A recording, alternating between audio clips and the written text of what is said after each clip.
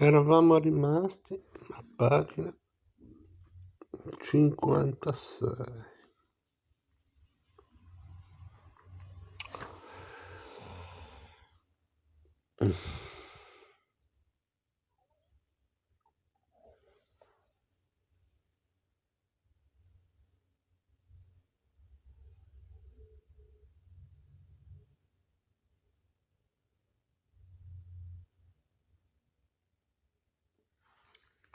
Il telefono fece clic e Pereira riattaccò a sua volta. Si sentiva inquieto, sostiene, meditò sul da farsi e prese le sue decisioni. Intanto sarebbe andato a prendere una limonata al caffè Orchidea e poi si sarebbe trattenuto per mangiare una melata. Poi nel pomeriggio avrebbe preso un treno per Coimbra e avrebbe raggiunto le terme di Bucacao. Di Buccaco, scusate. Certo, avrebbe incontrato il suo direttore. Questo era inevitabile. E Pereira non aveva nessuna voglia di parlare con lui. Ma avrebbe avuto una buona scusa per non stare in sua compagnia, perché alle terme c'era il suo amico Silva, che stava facendo le vacanze e che lo aveva invitato ripetutamente. Silva era un suo amico, era un suo antico compagno di corso a Coimbra. Ora insegnava letteratura all'università di quella città, era un uomo colto, sensato, tranquillo e scapolo. Sarebbe stato un piacere passare 2 o 3 giorni con lui. E poi avrebbe bevuto di quell'acqua benefica delle terme. Avrebbe passeggiato nel parco e forse avrebbe fatto qualche inalazione perché la sua respirazione era penosa. Specie quando saliva le scale, doveva respirare a bocca aperta. Lasciò un biglietto attaccato alla porta. Tornerò a metà settimana, Pereira. Per fortuna non incontrò la portiera sulle scale e questo lo confortò. Uscì nella luce abbagliante del mezzogiorno e si diresse verso il caffè Orchidea. Quando passò davanti alla macelleria ebraica vide un campanello di gente e si fermò. Notò che la vetrina era in frantumi e che la facciata era imbrattata di scritte che il macellaio stava cancellando con vernice bianca. Suonò il campanello di gente e si avvicinò al macellaio. Lo conosceva bene, il giovane Meyer. Aveva conosciuto bene suo padre, con il quale spesso andava a bere una limonata al caffè del lungo fiume. Poi il vecchio Meyer era morto e aveva lasciato la macelleria a suo figlio David, un giovanottone corpulento, con una pancia prominente nonostante la giovane età e l'aria gioviale. David chiese Pereira avvicinandosi. Cosa è successo? Lo vede da sé, dottor Pereira, rispose David, asciugandosi al grembiule di macellaio le mani sporche di tinta. Viviamo in un mondo di teppisti, sono stati teppisti. Ha chiamato la polizia, chiese Pereira. Figuriamoci, fece David, figuriamoci, e ricominciò a cancellare le scritte con la tinta bianca. Pereira si diresse al caffè Orchidea e si sistemò all'interno davanti al ventilatore. Ordinò una limonata e si tolse la giacca. Ha sentito cosa succede? Cosa succede, dottor Pereira? Disse Manuel. Pereira sgranò gli occhi e interloquì. La macelleria ebraica? Ma che macelleria ebraica? Rispose Manuel andandosene. Ce n'è di peggio. Pereira ordinò una melata alle erbe aromatiche e la mangiò con calma. In Lisboa sarebbe uscito solo alle 17, ma lui non avrebbe avuto il tempo di leggerlo perché si sarebbe trovato sul treno per Coimbra.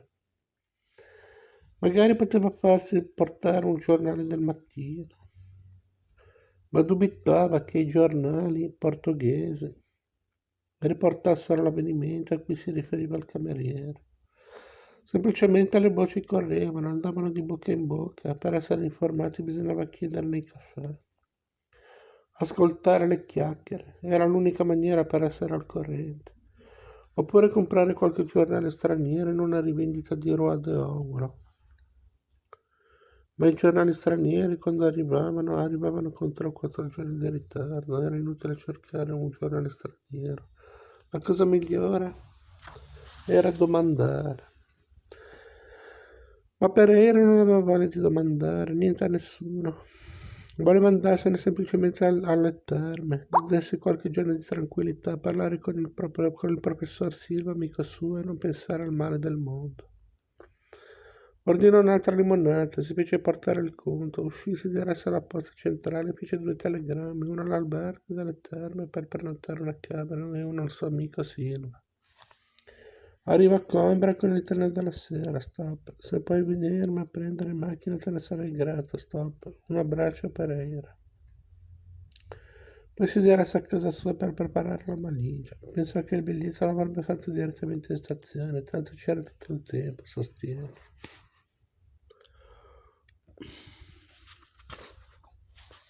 Capitolo 9. Quando Pereira arrivò alla stazione di Coimbra, sulla città c'era un tramonto magnifico, sostiene. Si guardò intorno sul binario, ma non vide il suo amico Silva. Pensò che il telegramma non fosse arrivato oppure che Silva avesse già abbandonato le terme. Invece, quando entrò nell'altra della stazione, vide Silva seduto sul panchino che fumava una sigaretta. Si sentì emozionato e le andò incontro. Era già un po' di tempo che non lo vedeva. Silva lo abbracciò e gli prese la valigia. Uscirono e si diressero alla macchina. Silva aveva una Chevrolet nera con le cromature scintillanti, comoda e spaziosa. La strada per le terme attraversava una fila di colline piene di vegetazione ed era tutta curva. Pereira aprì il finestrino perché cominciò a sentire un po' di nausea e l'aria fresca gli fece bene, sostiene. Durante il tragitto parlarono poco. Come te la passi? Gli chiese Silva. Così così, rispose Pereira. Vivi sola? Gli chiese Silva. Vivo sola, rispose Pereira. Secondo me ti fa male, disse Silva. Dovresti trovarti una donna che ti facesse compagnia e ti rallegrasse la vita. Capisco che tu sia molto legato alle ricordi di tua moglie, ma non puoi passare il resto della tua vita coltivando memorie. Sono vecchio, rispose Pereira. Sono troppo grasso e soffro di cuore. Non sei affatto vecchio, disse Silva. Hai la mia età e quanto resta potersi fare una dieta, concederti delle vacanze, pensare di più alla tua salute. Beh, disse Pereira. Pereira sostiene che l'albergo delle terme era splendido. Un edificio bianco, una villa immersa in un grande parco. Salì in camera sua e si cambiò di abito. Indossò un vestito chiaro e una cravatta nera. Silva lo aspettava nella hall sorseggiando un aperitivo. Pereira gli chiese se aveva visto il suo direttore. Silva gli strizzò l'occhio. C'era sempre con una signora bionda di mezza età, rispose una cliente dell'albergo. Pare che abbia trovato compagnia. Meglio così, disse Pereira. Questo mi esime da conversazioni formali. Entrarono nel ristorante. Era una sala ottocentesca, affrescata con festoni di fiori sul soffitto. Il direttore stava cenando a un tavolo centrale in compagnia di una signora in abito da sera. Il direttore alzò la testa e lo vide. Sul suo viso si dipinse l'espressione meravigliata e con una mano gli fece il cenno di avvicinarsi. Antonio Tabucchi, sostiene Pereira.